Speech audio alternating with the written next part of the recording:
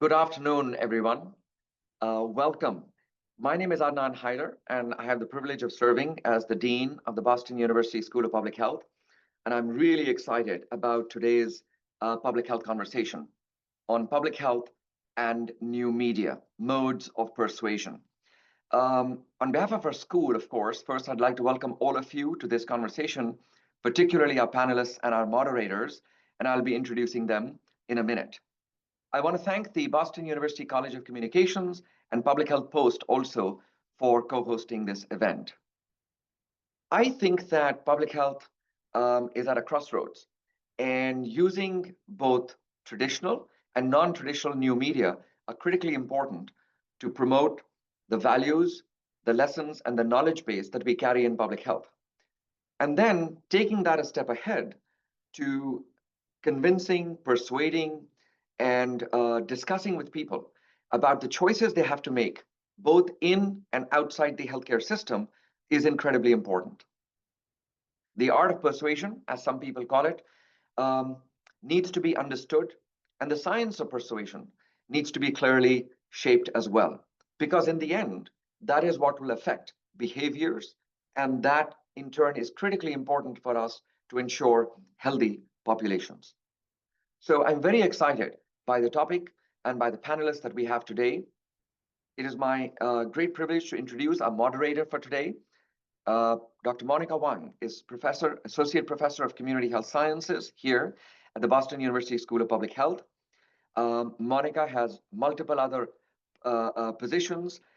She is also an adjunct associate professor at the Harvard Chan School of Public Health. She is also our executive editor of Public Health Post. Monica has been really committed to understanding the science of communications in the larger public health field and to looking at the real-world application of some of these strategies in understanding the challenges and confronting them. Monica, thank you for moderating today for us and for bringing together an amazing panel. I will switch off right now, but I'll be listening to this conversation. Over to you. Thank you very much. Thank you, Dean Haider, for that introduction. And thank you again to everyone for joining us. I now have the privilege of introducing our speakers. First, we'll hear from Tracy Hong. Professor Hong is a professor of media science at the Boston University College of Communication. She teaches courses on persuasion theory, media effects, and communication research methods. Her program of research is at the nexus of health communication and new media technologies, where she advances communication theory by leveraging media, including new media and social media, to promote behavioral change that can lead to beneficial health outcomes. Her work topics span smoking, vaping, alcohol use, peer influence in virtual environments, and vaccine hesitancy. Our next panelist is Jeff Niederdeppe. Professor Niederdeppe is the Liberty Hyde Bailey Professor of Communication in the College of Agriculture and Life Sciences and Senior Associate Dean of Faculty and Research in the Jeb E. Brooks School of Policy at Cornell University. He is also founding co-director of the Collaborative on Media and Messaging for Health and Social Policy and associate director of the Cornell Health Policy Center. His research examines the content and effects of mass media campaigns, strategic messages, news, and social media in shaping health and social policy. Our final panelist is Dr. Sherry Pagoto. Dr. Pagoto is a licensed clinical psychologist, professor, and behavioral scientist. She's a professor in the Department of Allied Health Sciences at the University of Connecticut, director of the UConn Center for mHealth and Social Media, and past president of the Society of Behavioral Medicine. Her research focuses on leveraging technology, social media for health promotion, and as an early social media pioneer in academia, she has traveled to universities and conferences nationally and globally to give trainings in how to develop a social media presence. As a reminder for our audience, following each individual presentation, we'll turn to a moderated group discussion. When we have about 20 minutes left in the program, I'll also look to the audience questions, so feel free to submit questions through the chat. As a reminder, the Zoom's Q&A function is located in the bottom middle of your screen. Professor Hong, I will turn it over to you. Thank you, Monica, and thank you, Dean Hyder. Delighted to be with you today and very excited to be on this panel with my esteemed fellow researchers, Jeff and Sherry. I'll try to share my screen here.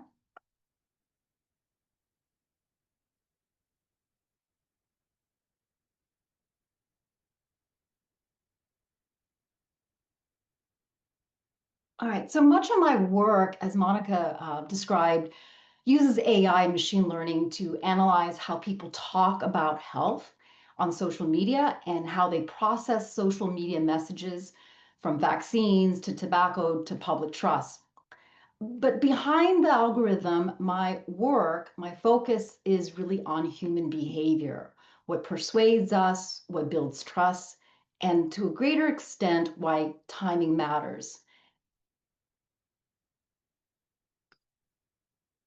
For me, it's fascinating that while our tools have evolved, the principles of persuasion, first described by Aristotle over 2,000 years ago, still shape how we connect and influence today.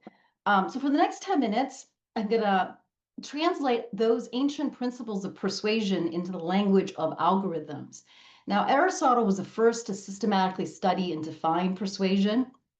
And just for fun, I generated him in AI, AI generated version of Aristotle on the right, staring at his version, his old version, the marble bust version, as an ancient artifact here. So looking towards the future here, but also looking back over 2,000 years ago when persuasion really began. But before we get to algorithms, now let's pause on how the human mind itself processes persuasion, how persuasion unfolds in today's social media landscape of constant motion, distraction, speeds, and swiping. Here you see a recent poll from Gallup, which shows that our kids spend close to 5 hours a day basically swiping through social media, scrolling, liking, reacting. When you think about it, 5 hours a day, that's almost a full work week where kids are just immersed in social media. And so when I think about how the media landscape has trained us to think differently now, you can go back to the cognitive psychologist Daniel Kahneman, who called this fast thinking.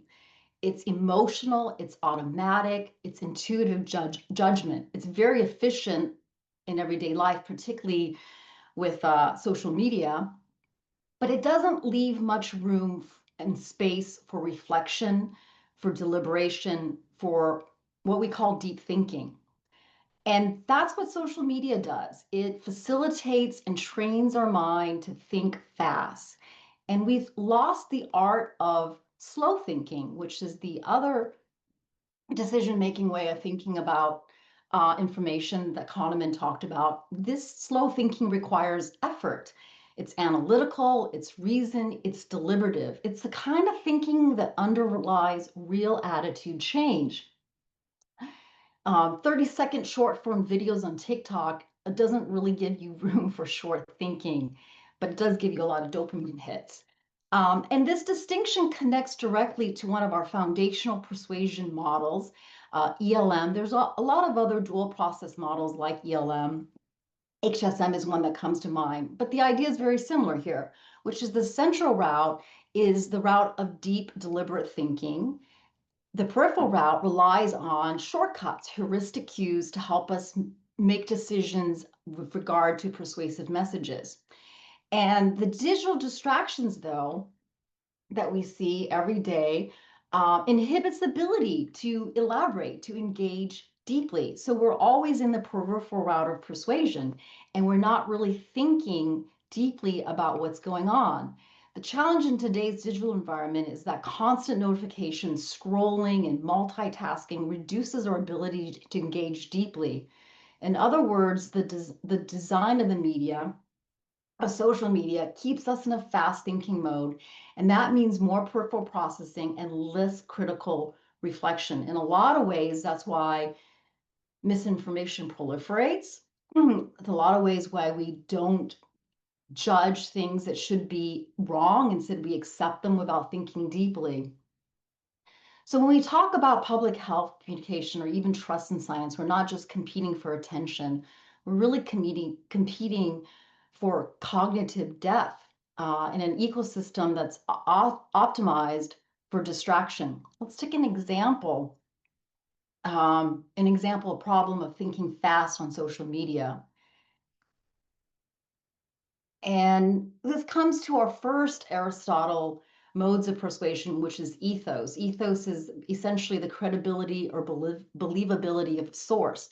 And so here's the first example I have, which is Dr. Sanjay Gupta, very well-known TV personality, a neurosurgeon, I believe he is, that's on CNN. And so in the digital translation of ethos, of Aristotle's ethos, is that we should use health influencers and authentic health experts on social media like Dr. Sanjay Gupta. The problem is that in the last 5 years, we see a lot of cheap fakes and deep fakes that make credibility harder to detect. And the fast thinking does not allow for deep deliberation for us to really think, is this video of Sanjay real or not? So I'm going to show you of a video of Sanjay that's not real. I want to say that this is truly a landmark in modern medicine, and I am honored to be a part of it. Today, new hope is born. In fact, I'd call it a new certainty. I would probably call that more of a cheap fake because it's not an entirely AI generated image of Sanjay Gupta. But this one is the next slide. This next slide here of a pretty famous influencer, Dr. Joel Borvell, is definitely a deep fake. And here is a screenshot image of him talking about his deep fake video. So this is not the picture of him in the scrubs. That's not Dr. Borvell. That's a deep fake image of him. But this is a really good example of why thinking slow, we need thinking slow to detect credible sources. But the media, the social media has trained us and our kids in particular to not think slow, but to think fast. So that leads us to the next question, which is, how do we encourage thinking slow? And I think there are a lot of ways that we can do that. And we can do that in a way where we're using the tools, the AI tools, the data tools to actually encourage thinking slow. And I'm going to give you some examples from my research of this. The first is, how do we get logos? How do we get people to think about reason, to think about the argument? And one way we can do that is to use dashboards, data visualization, data storytelling, and let the audience engage with the data, make it transparent, be a part of that process. This is a screenshot of a research I conducted last year with a group of research from Indonesia. And what we did is we developed a classifier to detect hate speech in Indonesia. And in particular, in this hate speech, we also put, during the Indonesian election, which was very contentious. But what we also did is we put a dashboard here where people can see and engage with that data and with that research and visualize and see how hate speech has proliferated and changed throughout the election process. So using data storytelling and dashboards can facilitate slow thinking, which is what we want our audience to be. Another tool that we can also use is warning labels. And warning labels can reduce engagement and slow the algorithm visibility. This is a study we did in 2024 in JAMA Network Open. And what we find is that health warning labels can reduce engagement. And I know that sounds counterintuitive because usually when people are on social media, they want engagement. But we don't necessarily want engagement for products that are detrimental to one's health. The example we used here is synthetic vaping products, which at that time were not very much regulated by the FDA because it circumvented some of the rulings there. But here what we see is that if they engage less with a problematic content such as these, it leads to reduced visibility in the algorithm. So it doesn't come on top in your algorithm feed. And that helps slow down some of these contentious content. And it slows another persuasion principle, which is called social proof. Social proof is the idea that if everyone is viewing, liking a post or video, they are more inclined to do so as well because everyone else is doing it. And so what we did here is we use these AI tools to develop a warning label multi-layer classifier, which we call Wally, to classify hundreds of thousands of social media images to see if they have health warnings and if those health warnings are FDA compliant. And what we find that it reduces engagements. Warning labels receive fewer comments, and the larger the warning label, the fewer the comments. Warning labels also promote more logic and deep thinking than just relying on pathos, which Aristotle called the emotional side of persuasion. So a lot of tobacco products are lifestyle oriented. They rely heavily on pathos to evoke emotions and not logic. And when you put warning labels in these products, it promotes logic and it gets people to pause and think more deeply than instead of being emotionally driven to use a product. And then this gets us to the last, perhaps not as well discussed concept of persuasion for Aristotle, which is kairos. And kairos is the idea that the ability, Aristotle defined kairos as the ability to deliver the right message to the right audience at the right time. And what I see here is our kairos opportunity, a moment when public attention and digital innovation can converge. By applying AI tools strategically, we can make persuasion in the digital age impactful. We have a very interesting time right now where there is declining trust in science, which you see on the left side, but at the same time, people are talking more about science news than ever before. They're reading more science news, they're talking more about science. So this is a really interesting moment where we can use the very persuasive leverage tools in persuasion in digital age. And what do I mean by that? I'm going to give you two examples. One example here is a data that we scrape from Twitter, and we use social network analysis to identify influencers. And from those influencers, we can identify who drives the conversations, who drives the conversation's visibility and diffusion. We could detect gatekeeper, which is a very old persuasion concept. Those are the people who bridge communities and control the flow of information across clusters. We could also detect the opinion leaders. Those are the ones who control the ethos in the network age. Those are the ones that people go to when they want to hear about politics or about health. And of course, the ones that are most essential that we could visualize are those that are in the green, those accounts, those individual accounts, which operate both as an opinion leader and as a gatekeeper.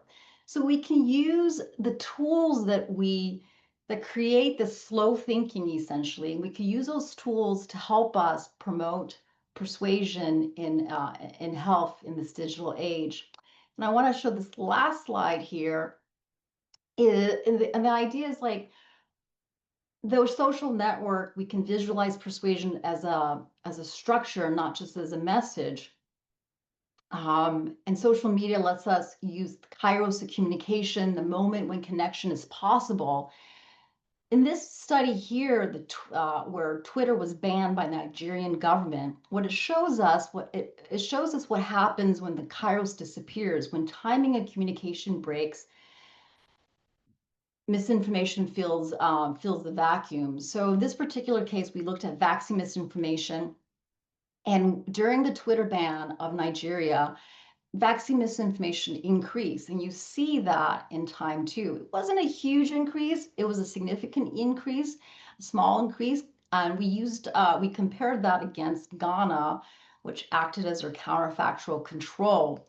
What we find is that using multi-layered data sets across different languages, across global landscape, we can develop tools that can help us identify when there is a problem moment. And when there is a problem moment, we can use that hierarchical moment to harness AI tools to build trust. What our data shows here, from Twitter ban to broader government restrictions, is that silence leaves space for misinformation, but the same tools that can distort truth can also amplify it. This is a chaotic moment to use AI and networks to promote science and to re-engage the public. I'm happy to share any of these research through my, please email me at tjhong@bu.edu, or any of the institutes that I'm affiliated with, BUCOM, the Center for Emerging Infectious Disease, as well as Hariri. Many thanks, Professor Hong.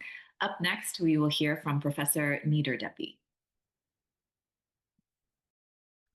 Wonderful. Thanks, Monica, and thanks, Dean Hyder, for the invitation to be here today. I'm going to share my screen now. All right, so I'm going to spend my 10 minutes reflecting a bit on communicating about public health and health policy, not just health behavior, in the context of a complex, dynamic, networked media environment, and within what I think we could all agree is a challenging political climate. Let's see, there we go. Why is it not advancing? There we go. I'm going to sort of start with a preview of the key takeaways today. First, I'm going to make the case that when we communicate about public health and policy, we do so more effectively when we combine scholarly knowledge with practice-based wisdom. This goes along with the point that Dean Hyder made earlier about persuasion being both an art and a science. Second, through research that incorporates scholarly and practice knowledge, I'm going to provide evidence that in this moment, in intense political disagreement, that messaging about racial inequality in particular is not inherently divisive, even in this moment when it has been suggested it is such. And then I'm going to spend a little bit of time talking about how the centrality of our media environment of social media platforms, particularly among young people, changes some things that we know and that we need to approach persuasion and persuasion research, but it doesn't change everything. I'm going to try to key in on some of the things that it does and does not change. So I'll start with this point that we communicate more effectively when we combine scholarly evidence and knowledge with practice-based wisdom. What I'm showing you here is a basically summary of meta-analyses of persuasion tactics that have been studied in the scholarly literature for a long time. And I'm not going to get into the specifics here, except to point out that a couple of things stand out to me here as being particularly effective and predictably effective. And that is evidence and argument, that people respond well to evidence and strong arguments. And I want to hold that and come back to it in a moment. We've learned this from decades of scholarly work. What that doesn't tell us is how to incorporate that evidence and argument into particular messaging contexts that we care about in health and health policy. And so we have done work over the last couple of years to understand what kinds of practice-based recommendations are being made to public health advocacy organizations and actors in the context of health policy and social equity. And you can see that they emphasize some somewhat different things. If you're going to talk about health and social policy, we need to emphasize structural causes and solutions for problems, not just behavioral. We need to lead with shared values that bring communities together, that we need to frame these issues in terms of their universal impact, that this affects all of us, for instance. And we need to include a call to action. We need to tell people what they need to do to advance these kinds of social policies. And so, armed with this, both practice-based knowledge and scholarly evidence, we developed a series of studies that were designed to test whether these integrations can help us move the needle on pressing health policy topics of our time. So we incorporated insights from practice-based research on health policy messaging, which included, naming the problem but leading with values,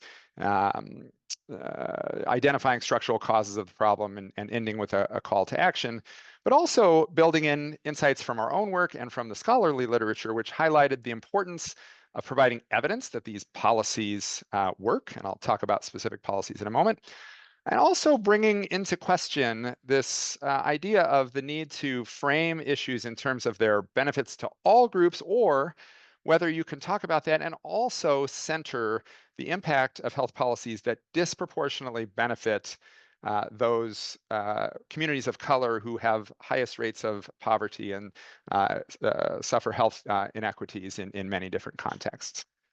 Through this work, we have concluded that communicating about racial inequality is, in fact, not inherently divisive and can bring various actors and identities together in support of evidence-based health policies. To illustrate this first, I'll talk about data from a study that we conducted surrounding child tax credit expansion.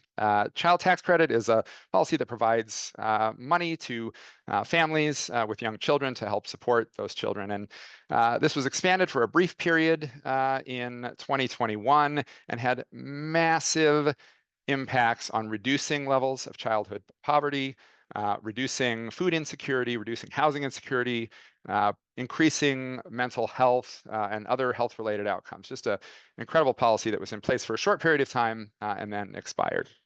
So we developed messages focused on expanding child tax credit. And we did that in two ways. One, in a message that emphasized its universal impact on all children in poverty, and that's the universalist appeal. And a second message which emphasized both its universal impact, but also its disproportionately large impact on reducing rates of childhood poverty among Black, Hispanic, and Indigenous children. And what we see from our results is that exposure to either the universalist or targeted universalist message increased support for child tax credit expansion among Black and Hispanic respondents, and also among white respondents, although by a smaller margin for the targeted universalist message. Interestingly, it also increased intentions to advocate for these policies by, say, contacting an elected official among Black and Hispanic respondents, but had no such effects among white respondents. But again, the targeted universalist message did essentially no different than the universalist appeal. It didn't undermine impact on outgroup populations, in this case, white respondents for whom those targeted benefits were not as large. We then analyzed these message effects by political ideology and found a very similar pattern. Both Democrats and Republicans increased their level of support for child tax credit expansion in response to both the universalist and targeted universalist appeal. Democrats were also motivated to advocate for these policies in response to both message strategies. We then replicated these findings in the context of opioid treatment policy, that is, states requiring FDA-required medication for opioid treatment. And here we see very similar patterns across the board for both Black respondents and white respondents in terms of both moving support for the policy and increasing their intentions to advocate. We saw a parallel pattern of sort of equivalent impact of these messages among Democrats and Republicans. The one place where we saw a little bit of difference is in the context of protecting Medicaid. We conducted this study right when there were lots of discussions about whether or not to cut Medicaid in the sort of bill that was being discussed in June. And we see in that context somewhat less movement across the board, although not obvious differences in the impact of those messages between the targeted and the universalist appeal. So from this work, we conclude a few things. One, that messaging about racial inequality is not inherently divisive. We saw a similar pattern of effects across racial and ethnic groups and political identities. That centering perspectives from historically excluded populations, that is, populations who aren't often represented in our message testing studies in health policy and health behavior, yields novel insights. We saw greater impact in a couple of contexts on intentions to advocate for these policies. And that messaging that combines both practice-based recommendations and the scholarly evidence can help shift the needle on challenging health policy topics in a time of political division. The last thing I'll spend just a couple of moments on is reflections on what changes and what doesn't change in the context of a media ecosystem that has a central role for social media. I think we can say quite a few things are different.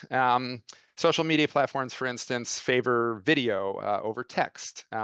As Tracy suggested, they make it difficult to identify original sources and make it easier to fabricate sources. They privilege very short messages, slow thinking versus more nuance and complexity. They rely on message retransmission, sharing and commenting and elevating messages. And once they're in a networked environment, a messenger from a public health authority loses some control of that message as it sort of evolves in the media ecosystem. And social media is inherently relational. That is to say, messages come with them, the person who shared them and the person who comments on them and the networks in which we are all embedded in our social media platforms, which encourage confirmation bias.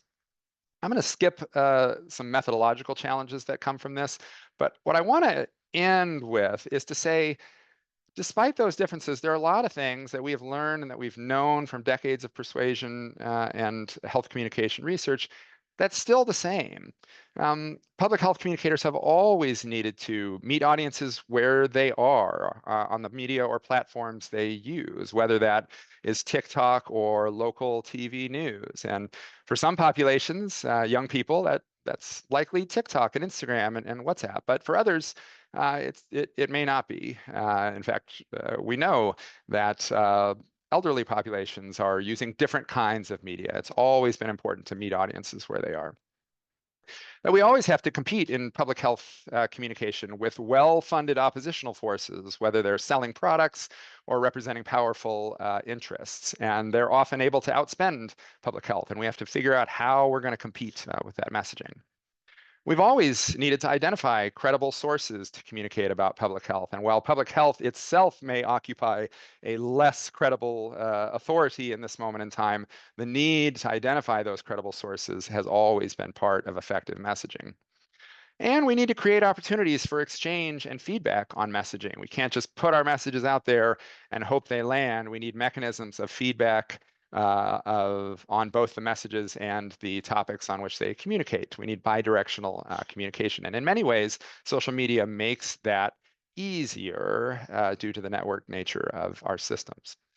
So I'm going to close there. Feel free to read more about my and my team's research from comhsp.org.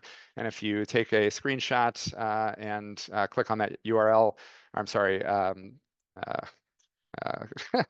code, you'll take you to an opportunity to subscribe to our newsletter. Thank you very much. Thank you, Professor Nidra Depi. Finally, we will turn to Dr. Sherry Pagoto. Thank you. All right, I'm going to get my screen share going. All right, here we are. All right, so I am going to be talking about why we fall for misinformation and what to do about it. So like Dr. Wang said in my introduction, I'm a clinical psychologist and I do a lot of trainings for academics and public health professionals on social media. I have for many years, back when Twitter was Twitter and shiny and new and exciting. And a lot of the advice that I've given has actually evolved. And so I kind of wanted to talk a little bit about my current thinking around misinformation and bias. And so let's dive in. All right. So the first thing I wanted to kind of start level setting with is this statement here is that everybody thinks other people fall for misinformation, but nobody thinks that they fall for misinformation. And I think this is something that we all have to kind of do some introspection on, and that we're all very vulnerable to misinformation. Even if you're a public health professional, no matter who you are and how much education you have, we're all vulnerable to misinformation. It plays on our cognitive biases. And there's actually some data to support this. There's a study that came out in 2019 that surveyed both Democrats and Republicans. And it's interesting, they each think each other is more vulnerable to misinformation. And they each think of themselves as less vulnerable to misinformation. So are they right? Is one side right or more right than the other? Actually, neither side is necessarily correct. There was a systematic or meta-analysis that was done a few years ago, this 2019, where they looked at partisan bias in liberals and conservatives. And what they found, here's a quote from the discussion that I feel like really kind of captures the finding is that the clearest finding was the robustness of partisan bias, and it was actually on both sides. There was a tendency for participants to find otherwise identical information more valid and compelling when it confirmed rather than challenged their political affinities. And that was across all kinds of samples and different ways of measuring political orientation. So I think that we need to kind of begin from a point of humility in that we are subject to cognitive biases just like everybody else. And so I wanted to put out this thought question, something to think about today and going forward is, are we as public health professionals as motivated to change our own bias thinking as we are to change other people's? Because we do talk a lot about how do we change other people's biases, but are we thinking about our own biases and how that may be playing into how we communicate in the work that we do? So, so something to kind of think about. So let's talk about cognitive biases. And cognitive biases, like I said, are universal. We're all vulnerable to these things. Confirmation bias is a tendency to believe information that's consistent with your held beliefs. So back like what Tracy was saying, this is kind of part of that fast thinking is we see something that's really consistent with our beliefs. We're like, yep, I'm going to hit the like button on that. That's got to be true. Bandwagon effect is where a lot of people on your side may be saying the same thing, and so you assume it's true. And that's kind of related to the illusory bias, which is where a message that's heard repeatedly from different sources is believed to be true. Now, the next one is one that the really social media platforms take advantage of, which is the negativity bias. This is where any emotionally charged content is going to get our attention more so. So we're more likely to view it or more likely to engage in it because it's going to move us to action. So whether that's, fear appeals or, something that makes you angry, it's just going to get more attention from us. And then that's also going to give it more attention from the algorithm. And then, of course, partisan bias. That's when we are more likely to believe things that align with our political beliefs. Okay, so let's talk about the social media algorithm because it's really amplifying this sort of human condition of cognitive biases. So the social media platforms are doing less content moderation than they were a few years ago. And so that results in, we're seeing more misinformation. It's harder to measure because as researchers, we don't even have good access to social media platform data so much anymore. And that results in strengthened biases. So the more misinformation that's out there, the more our biases may become strengthened. So social media is becoming a really difficult place to navigate for everybody. And here's the thing. So if we engage in content, it's definitely going to feed the algorithm to show us more of that content and to elevate that content for other people to see. But it's not even just engaging, it's viewing that content. Even you spend a little bit of time looking at it, and that's also going to feed the algorithm. And the third thing I wanted to mention is content homogenization. So you may have noticed that in your own social media feeds is that you're starting to see a lot of the same things. The minute you click on one thing, you're going to see a ton more of whatever that thing is. It could be a pair of jeans, it could be a political post, it could be anything. And you're just going to get fire hosed with that. And so the heterogeneity of the content that we're seeing is actually becoming more and more narrow. And so we want to be very mindful of what we're spending our time on social media. Okay, so with all of this going on, what is a public health professional to do? We have this environment that's full of misinformation. It's like a fire hose. It's going at the people, the communities that we want to try to help. So what can we do about this? And it's affecting us as well. So I have a couple of ideas here. One is to learn more about what people who think differently than you value. So this is a focus on values. We tend to want to focus on facts and debunking facts and that sort of thing, but I think there's something to be said for backing up and thinking about what are the values of the populations whose minds we want to change. So a case in point, the MAHA folks, Make America Healthy Again, they value individual choice. They value personal responsibility. They are compelled by personal testimonies. They're skeptical of regulatory science, and for good reasons. There's a lot of communities that have not been respected by science, that feel that they've been ignored by science. They are skeptical of expert consensus, and they're skeptical of mandates. We definitely learned that during the pandemic. So it may be better to spend our conversations learning about others' values rather than trying to necessarily change their minds when we're having discussions and that sort of thing. I wanted to do a plug for, I'm not involved in it, but I'm a huge super fan. The Why Do I Trust You podcast, maybe some of you have seen it. They're doing a fantastic job of bringing public health professionals together with MAHA grassroots organizers and having conversations where they talk about their values and they try to sort of bridge the gap. And there's been some cases of collaborations that have formed between these two groups. So I feel like these are the conversations that we need to start having. And so it's really exciting what they're doing. So if you get a chance, definitely check that out. Okay, so my second recommendation, and I wrote about this in a piece in Psychology Today a couple months ago, is to lead with empathy. One thing we're seeing a lot on both sides is this accusation that the other side lacks empathy. And the truth is actually most human beings have empathy. I mean, most of us are not sociopaths, okay? The thing is that just because we have the capacity for empathy does not mean that we're leveraging it all the time, right?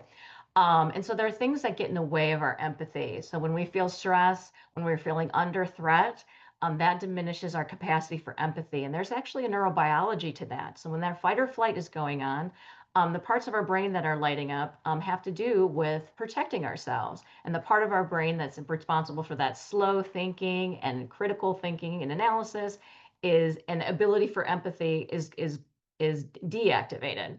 So we want to think about that as when we're getting very stressed out and seeing all of these divisive comments and things like that, it's probably not bringing our most empathic self forward. So strategies for sort of maintaining and maximizing your empathy capacity would be to be mindful of the stress, of your stress, avoid unsolicited lectures and problem solving. People don't find that to be an expression of empathy, and it is often very unwanted. And asking questions. So curiosity really is the path to empathy, and which is what I love again about the podcast that I mentioned. So 3, science communication. I'm a big fan of science communication. How people can go about increasing their impact through science communication is certainly evolving. Right now, the social media platforms are like you're in a gigantic room and there's a whole bunch of people and they're all talking very loudly and you want to be able to say something and be heard. So that's what it's like being on a social media platform right now. How do you get the signal through the noise? It's difficult. And so you have kind of 2 paths here. You can be a content creator, or you can be a content, what I call elevator. So a content creator, and there's a number of people who are doing a really fantastic job with this in the public health space. Now, these are people who are spending a lot of time creating content across platforms. It's multimedia. They've built giant audiences, and they're doing great work. Now, sometimes when you see folks like this, like the Dr. Jen Gunthers of the world, you wonder, that must be a lot of time. It must take a lot of time to engage in that level of science communication, and it does. And not everyone is going to be able to do that. In which case, the way to use your science or your social media presence is by elevating those voices. So figuring out who are the big voices in public health on different topics, and how can I go about elevating them? So you don't have to become the next, Jen Gunther, but you can be part of the army that elevates the voices of people who are doing a great job like that. Because I think one thing that deters a lot of public health folks and academics is they're like, I don't know that I have time for all the social media, shooting videos, being on TikTok all the time. You don't have to, but you can elevate, and that could be part of your goal. I also wanted to kind of put out there the opportunity for alternative communication channels. Podcasts, for example. I really think of podcasts as like what social media was 15 years ago. This is where people are getting a lot of their information and listening to discussions. They're richer discussions, so it's not just a tweet or a post, they're actual dialogue. So to the extent that we can get into podcasts that open up audiences of different types. So you don't necessarily have to start your own podcast, but can you find ways to get on podcasts that have unique target audiences? I also love platforms that allow kind of tighter knit communities like Patreon, where maybe you don't have 10,000 followers, but you've got really engaged, smaller community type followers. Also, platforms like Substack, and then good old fashioned public facing news outlets, local news outlets. And I also want to kind of go back to basics, and we probably need to be doing a lot more grassroots community, boots on the ground events. We could be learning a lot from our CBPR, community-based participatory research colleagues, in terms of how do we get out there in communities and actually have real conversations rather than, 140 character social media posts. Maybe our impact is really in person in that way. Number 4, public health, there's an AI for that. So I wanted to do like a little shout out to this article that I just came across. It's brand new. And it's talking about all the different ways that AI is being leveraged to create public health communication. So clever ways that folks are using DALL-E and Sora to create tailored messaging to all kinds of target populations. Take a look at what RTI is doing with generative AI, creating digital personas that can create message development that's tailored to different audiences, as well as NORC is doing some really interesting work with customizable chatbots that health departments can use, that they can be trained on any kind of topic like vaccines, chronic disease prevention, you name it. And they're piloting this in different communities. So I really see this as kind of like an exciting future of public health communication. Okay, and so I wanted to kind of end on talking a little bit about the American Psychological Association's consensus statement around understanding and fighting health misinformation. This is a great piece of work where they really summarize the types of interventions that have been used and the evidence base for these interventions. And many of these you've probably heard of: debunking, media literacy interventions, pre-bunking, and nudging. One of the things is like there's a mixed literature in all of these things. There's not necessarily like kind of one sort of magic way that we're going to convince people that that something is misinformation. The ones that I think I'm most excited about are media literacy training and pre-bunking, particularly in K through 12. If we can really sort of prepare young people to be competent in this really vast and ever-evolving media environment, I think we can only do ourselves favors with that. So APA kind of had a number of recommendations, but these 4 I thought were kind of the ones I wanted to emphasize. So correcting misinformation with accurate information is certainly important. That said, it has to happen in concert with evidence-based strategies that promote healthy choices. So it's not enough to say, hey, no, that supplement does not work for hot flashes, or this doesn't, prevent disease, but then combining it with strategies that would be useful. Second, leveraging trusted sources to counter misinformation. We saw some great examples of this during the pandemic. And what this really does involve is figuring out who different population segments trust. And it may not necessarily be you, but how can you create partnerships with folks that they do find trustworthy? For number 3, pre-bunking misinformation to inoculate susceptible audiences. Like I said, I feel like there's a lot of interesting research along these lines, particularly if we're doing this in children as well as college students. And finally, funding basic and translational research into the psychology of health misinformation.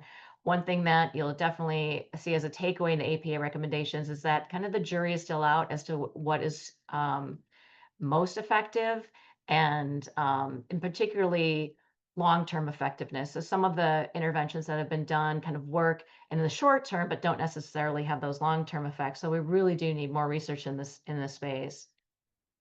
So I also have a QR code here for our newsletter. So if you're interested in this topic, our newsletter, which comes out every Friday morning into your inbox, talks about breaking news on these topics, job opportunities, as well as webinars, podcasts, as well as the latest research on all of these subjects and more.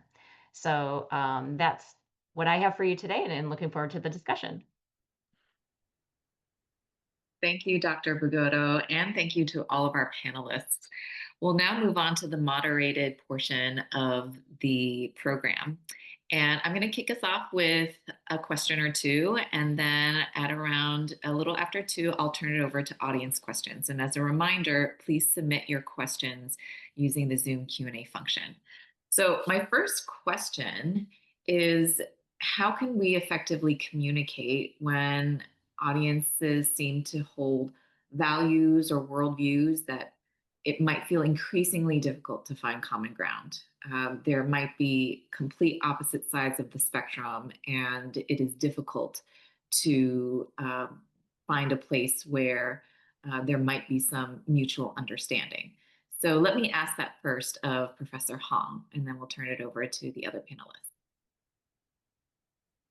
Well, first of all, I really enjoyed Sherry's talk and Jeff's talk. And thank you for these great questions, Monica.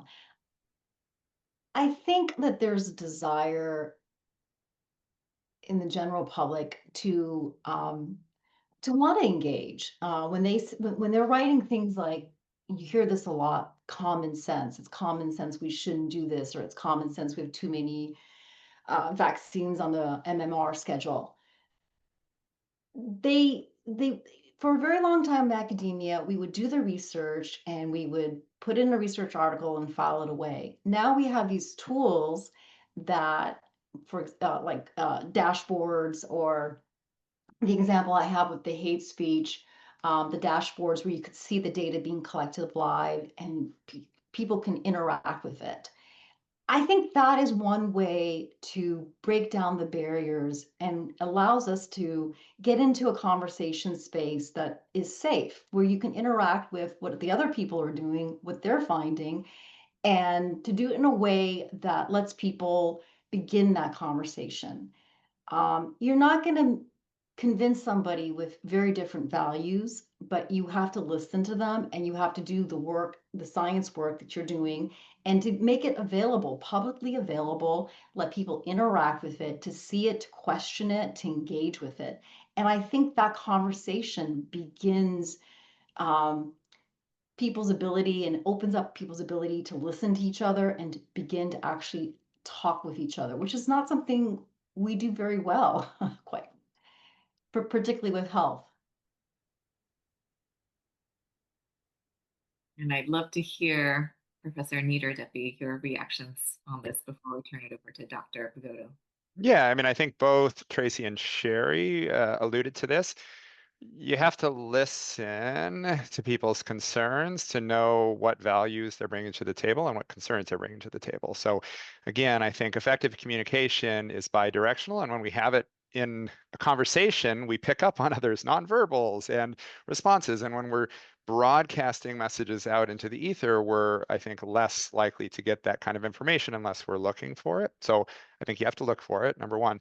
Number two, I think actually there's lots of values that are more broadly shared, and identifying ways that they're shared and ways that the public health sort of goal that you bring to the table is consistent with those values. So Sherry mentioned Maha valuing personal responsibility. I think everyone values personal responsibility in this country. It's often sort of the lead value on that comes up when it comes to food, when it comes to any kind of topic. But there's ways to work within that value. So yes, we all want our children to eat healthy diets, but you can't do that when the food industry is predatorily marketing products to children and engineering products for addiction, for instance. So you're working within the same shared value. You're acknowledging that you also have that value. And here's how this particular public health problem is sort of inconsistent with that value. Yeah, I love both of those answers. So what I will add to that is like I think it definitely depends on the circumstance. So I don't think you're going to change anyone's mind in a social media where, you know, conversation thread. That's like that's going to be a lost cause. So that's probably not the best place to have like a rich conversation. Now, if you're in person, that might be a little bit different. And I agree with what Tracy and Jeff had said in terms of, you know, again, like finding what you have in common. And I see there's a comment in there that not everyone values personal responsibility. But I think if we think about personal responsibility in different ways, we probably have some ways that we connect with that.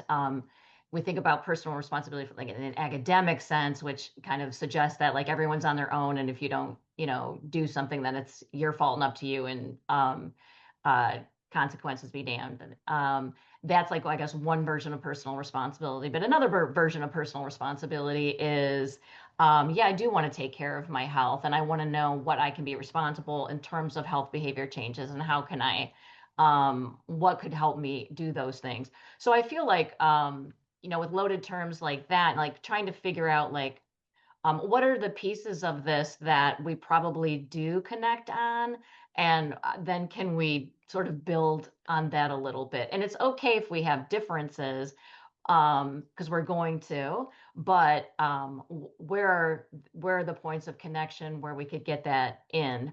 Another great question to ask people is, why is this important to you? And if you want to kind of get at what their values are, and why they care so much about it, where they feel so strongly about it. And that'll lead to kind of some interesting answers. And that conversation might be more effective than, don't you know that you should get a vaccine? Don't you know that this is going to do this?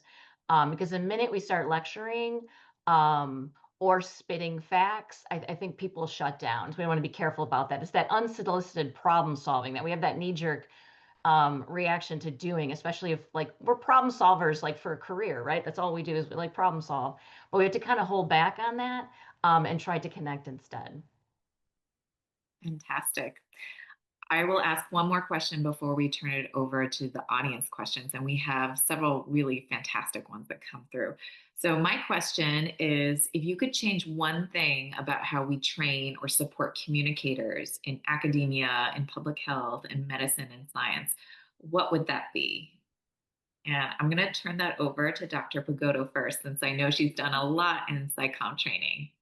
I think it needs to be a part of graduate training. It's always been this kind of like side thing that interested people can attend. Go to the training on science communication, but it is not a part of curriculum, graduate or undergraduate, at least not in the spaces that I've been in. And so how can we better integrate that? Like the communication people actually do a really great job of that. But outside of that, it's not an integrated part of training. And so we're training all these people to do great science, but we're not training them how to communicate that science, in which case that's why a lot of science basically dies in journals, right? Like it's published, we get happy because we got our publication, and then it sort of doesn't go anywhere because we're not sort of taking the lead in communicating what the important aspect of that science is to the public. And I think that's kind of why we got into this situation where we're not trusted. We're sort of over here in the ivory tower, pumping out papers, taking federal dollars to do grants, which is taxpayer money, and we've got very little to say about it. And so in some ways, I feel like we're responsible for this part, you know, the part of the situation that we've got ourselves into. And so we need to be responsible for getting ourselves out of it. And that might be figuring out, what did we do wrong before? How do we train folks to learn how to communicate effectively? That's fantastic. And you're spot on in terms of, we haven't really taken our science to the finish line if we don't know how to maximize our impact. And that involves speaking to audiences that aren't on editorial boards and aren't in academic halls, but in places where people make decisions. All right, Professor Niederdeppy, What do you think people should be trained on? Yeah, I generally agree with that perspective, although I don't think the responsibility should be exclusively in the hands of the investigator, because A, not all great scientists are great communicators, I guess I'll say. And B, I think this idea that all of the incentive structures surrounding science are based upon contributing scholarly knowledge, and they're not currently focused on translation or sharing of that knowledge, means that to say, oh, do this other thing in addition to all of the other stuff that, is part of your job, I think is a lot to put on the backs of individuals. So I think what we need to do is provide institutional supports for amplifying and communicating and translational work. I think we need to invest in sort of infomediaries who are experts who can translate and synthesize, accumulated findings across scientific research, not just like communicating about every individual study, which many of which, including my own, are incremental, but not, the final word on a topic. And so I think it comes to institutional investment. And I think we need to create incentive structures for scientists to do this and be rewarded for it. Because if you have those, they're going to be more likely to do it and do it effectively.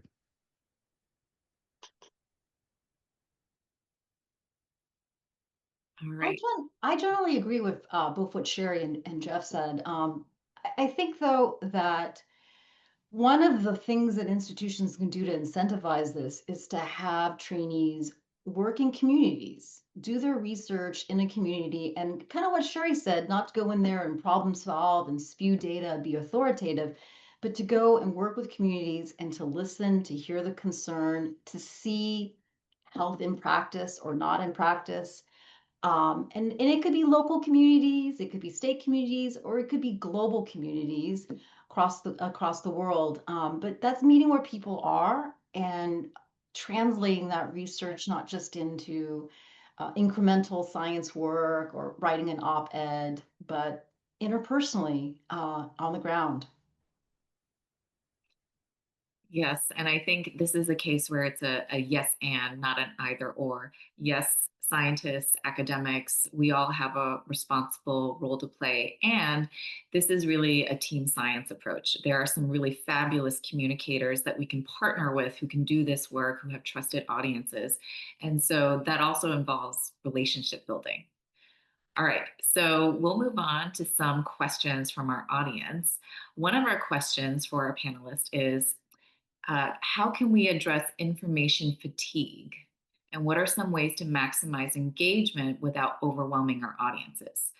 This person is thinking about amplification of influencers. So let's see, Professor Hong, any thoughts on this from your perspective in the communication field? I'm reminded by a very early research I did, which was school-based research in tobacco prevention. This was when I was a professor at Tulane.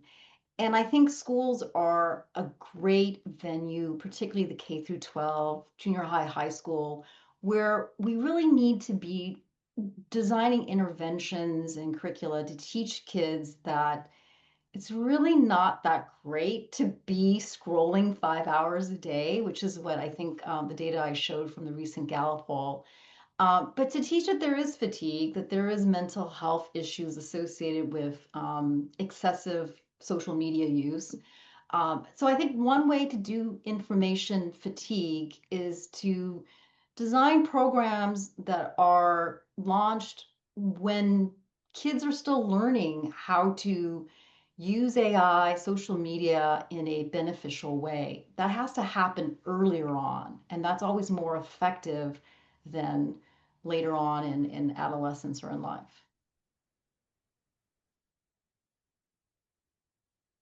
Fantastic.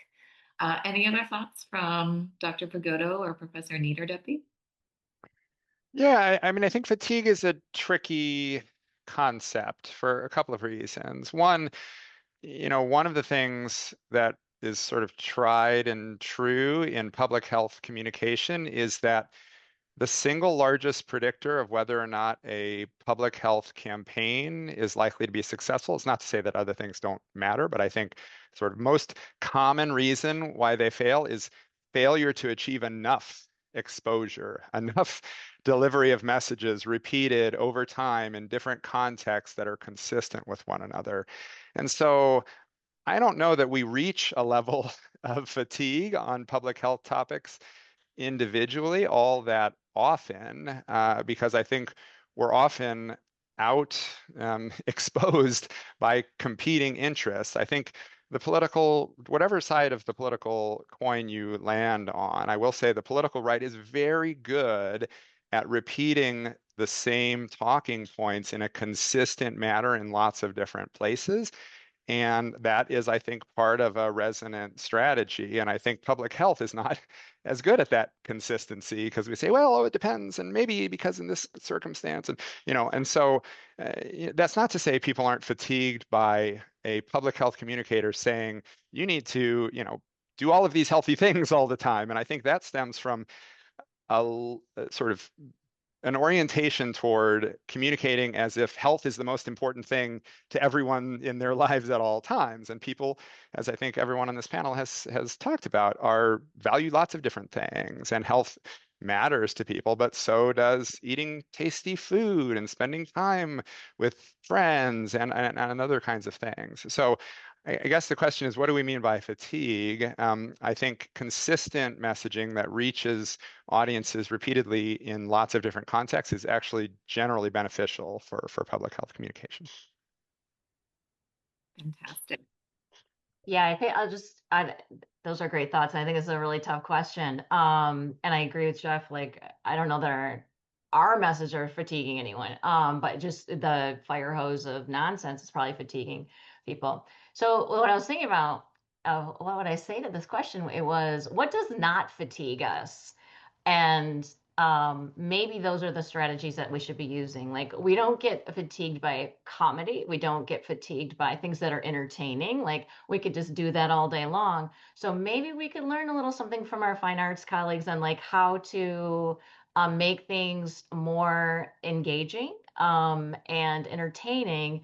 And so, yeah, just thinking about the types of things that people have a big appetite for, and why is that, and how can we inject some of that into our messaging? Yes, those are fantastic ideas, the comedy and the entertainment for sure. All right, this next question, I will point to Dr. Pagoto first. What are some ways to debunk when there isn't necessarily a solution to fix the problem?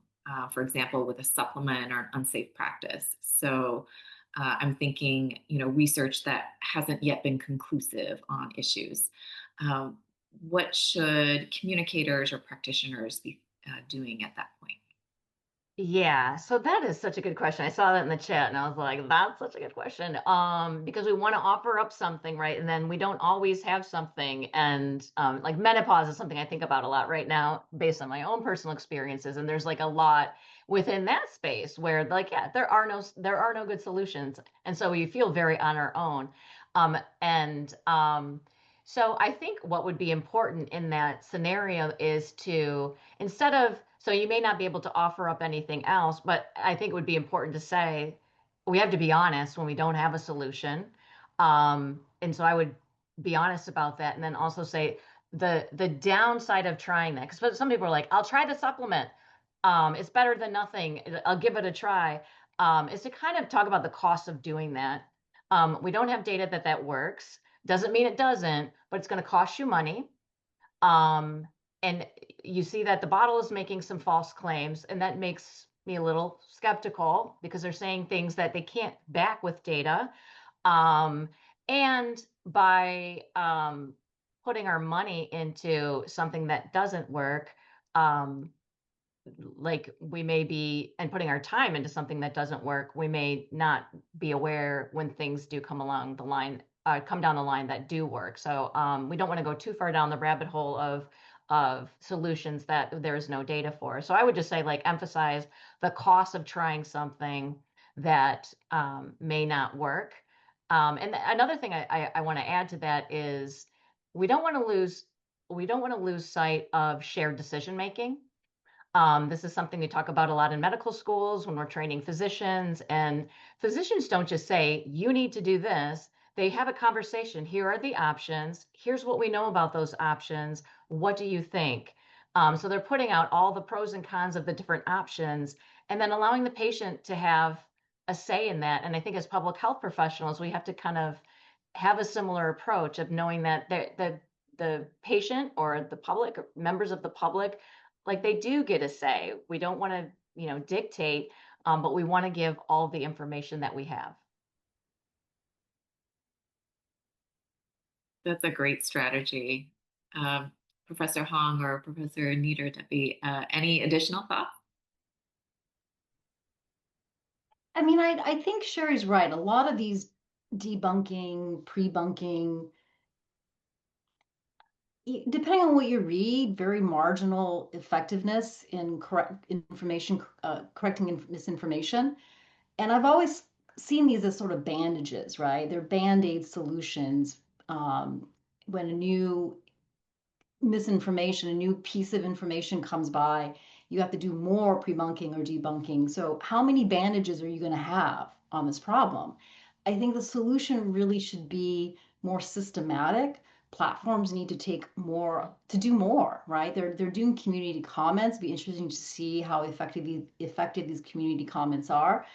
But platforms need to do more, and we need to demand them to do more to clean the information ecosystem that we are immersed in.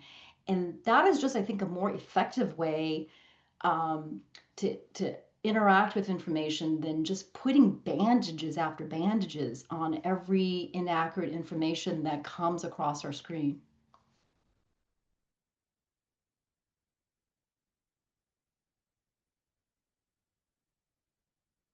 All right. Well, we have time for maybe one or two more questions. So another one that came up, and I'll point this over to Professor Nieder-Deppy first, is let's say scientists or academics want to partner with other content creators or influencers. How do we pick the most effective ones who have large followings? What should the selection criteria be?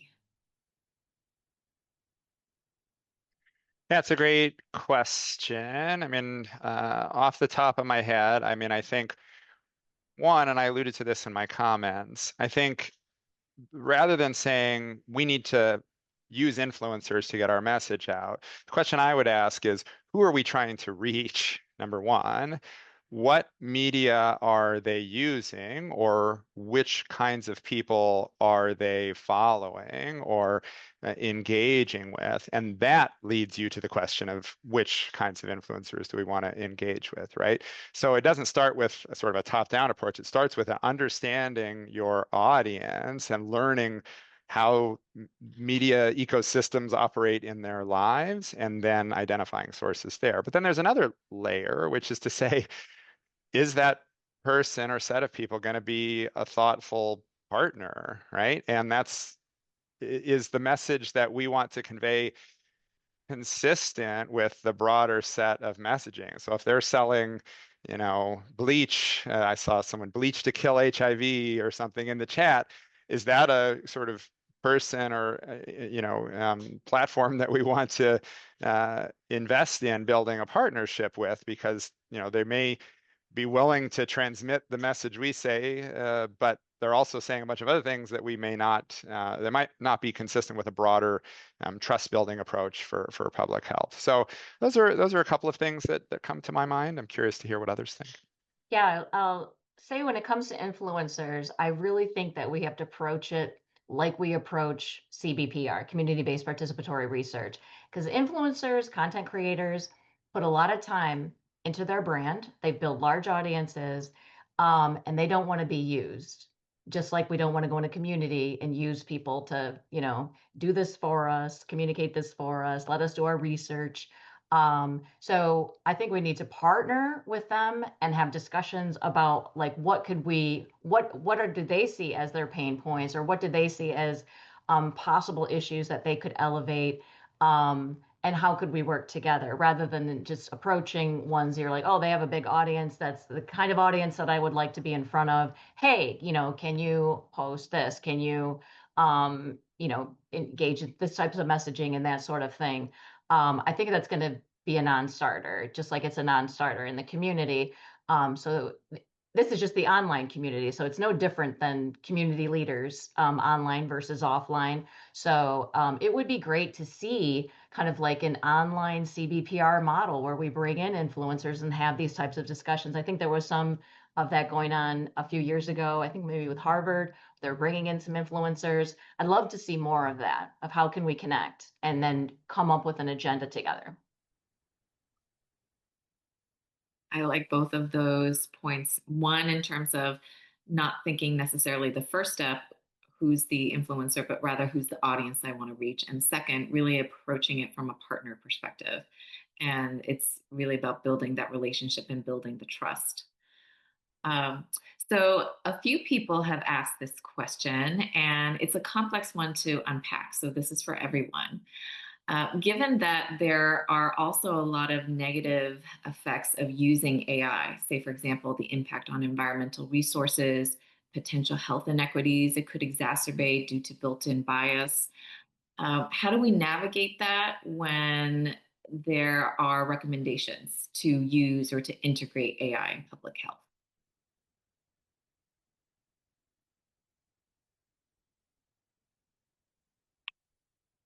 That's a good question.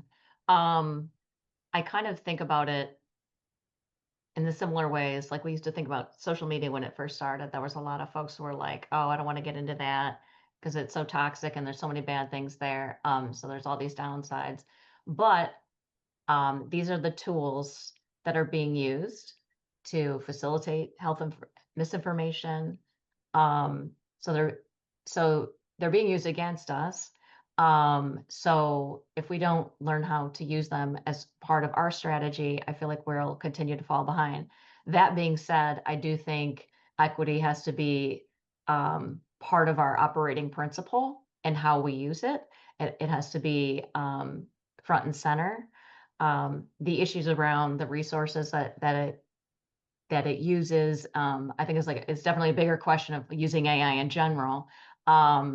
And yeah, I don't have a good answer for that, but I think it's an important thing as a society that we need to be thinking about of what that's going to look like, because people are using AI for everything from homework, therapy to you name it, like all the things. And so that's a bigger question for all of us on how we're going to do that. But I don't think it means that we should abstain because it's already like the train has left the station when it comes to AI.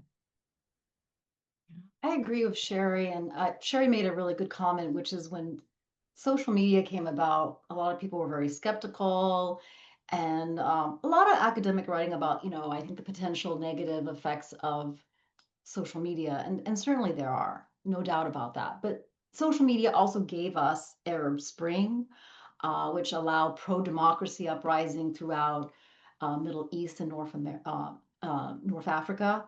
So there's good and bad. The train has left.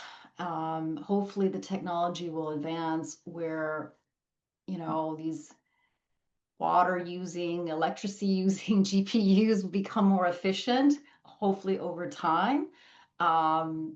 Certainly a lot of investment from the government, from industry in wanting to facilitate AI and make it more efficient as well.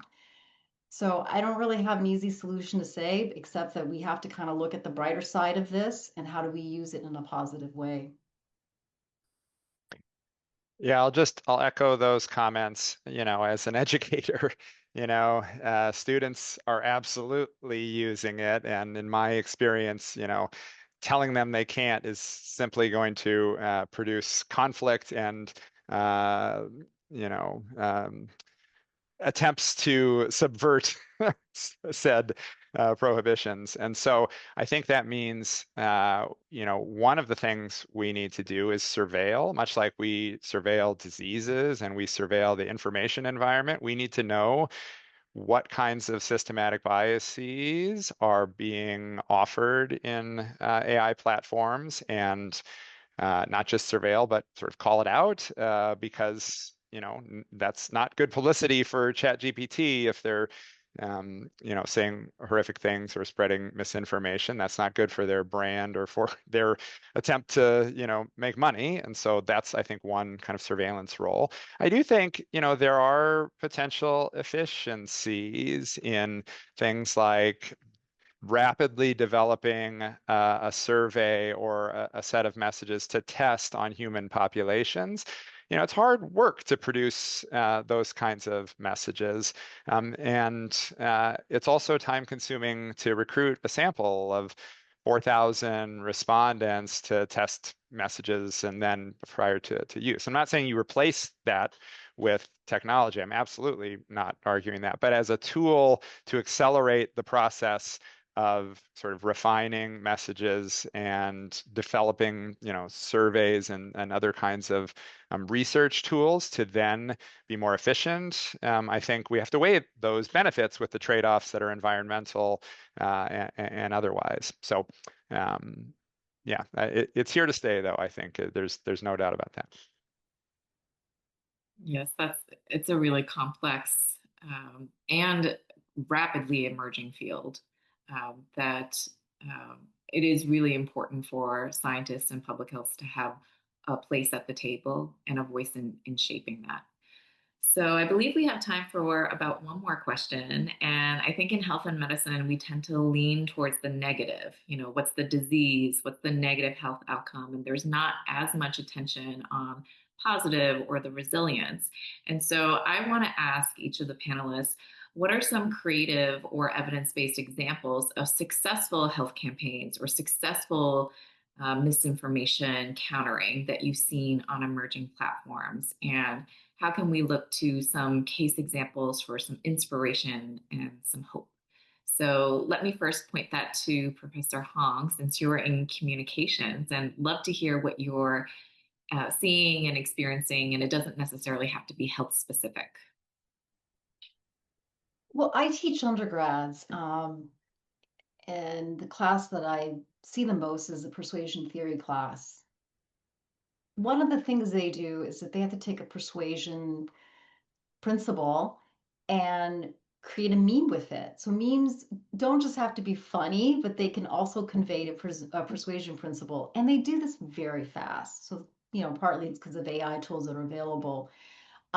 I think that the most positive things I've seen here at BU, we had a campaign, a student-run campaign. You might remember this, Monica, during COVID, where we were trying to get people to adopt best practices to contain the spread of COVID on campus. And it was a campaign that was run through students at BU College Communication, completely run with the blessing of the administration, and it was widely disseminated. It was very successful.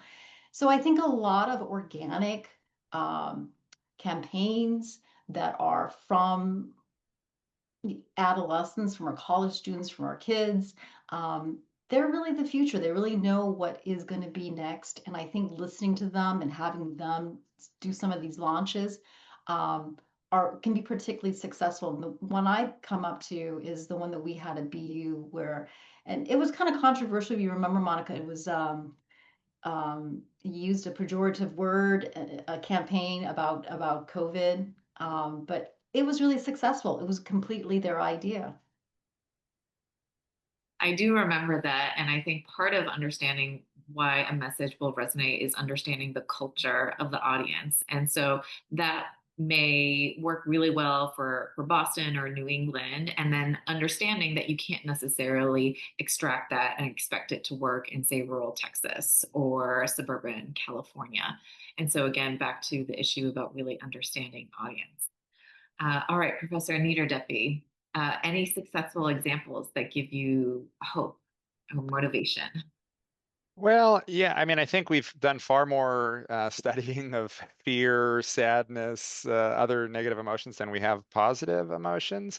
But I think there's a lot of potential for hope, as you have brought it up, as a sort of messaging, emotion, joy. A lot of people working in the climate space have been looking at awe as sort of a way of sort of thinking about a reason to take action for the climate. There's a little bit of work coming out of UCSB. Robin Nabby is working in this space on short, I think they're sort of inspirational, like media interventions where they invite students to watch a 5-minute kind of joy and like inspirational video, and they have tracked mental health outcomes related to that. And it's very preliminary, but I think some evidence of kind of reduced symptomaticity related to anxiety and some other kinds of things based on even just a kind of short media intervention. Now, of course, like